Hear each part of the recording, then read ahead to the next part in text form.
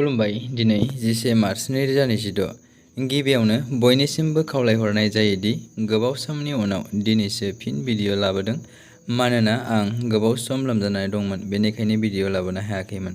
राजफोरखौ फरायनायनि सिगां आंनिफ्राय आनान गसाइनिसिम आरज खालामनाय जायोदि दिनैनि साना बुहुमनि साफ्रोमबो सुबुंफोरनि थाखाय गाहामैनो गाहाम बारलांनो हायो जेबो खैफोद आफोद जायालासे।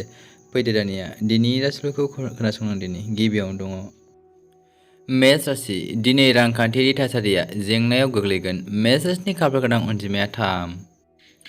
बृष राशि रांखान्थियारि जौगानायनि गोदान लामा बेखेवगोन। बृष राशिनि खाफाल गोनां अनजिमाया 8। मिथुन राशि बे समा फालांगिनि थाखाय जोबोद मोजां। मिथुन राशिनि खाफाल गोनां अनजिमाया 5। कर्कट राशि गोदान साख्रि मोननायनि सम्भावना दं। कर्कट राशिनि खाफाल गोनां अनजिमाया 8। सिंह राशि बिजिरसालि आयेनारि खामानियाव जाफुंसार जागोन। सिंह राशिनि खाफाल गोनां अनजिमाया 2।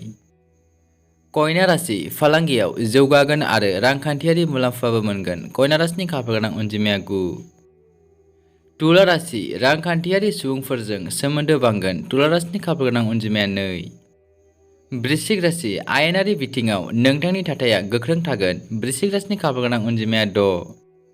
धनु राशि गावनि सावस्रिनि सायाव जर'खा नोजोर लाखि। धनु राशिनि खाफाल गोनां अनजिमाया 3। मकर राशि लोगोरिजों फोथायखेबस जानायनि सम्भावना दं। मकर राशिनि खाफाल गोनां अनजिमाया 7। कुम्भ राशि गावनि फालांगियाव गोसो हो। कुम्भ राशिनि खाफाल गोनां अनजिमाया 1। मीन राशि थाबथानानै थानाय रांखौ मोनफिननायनि सम्भावना दं। मीन राशिनि खाफाल गोनां अनजिमाया 4।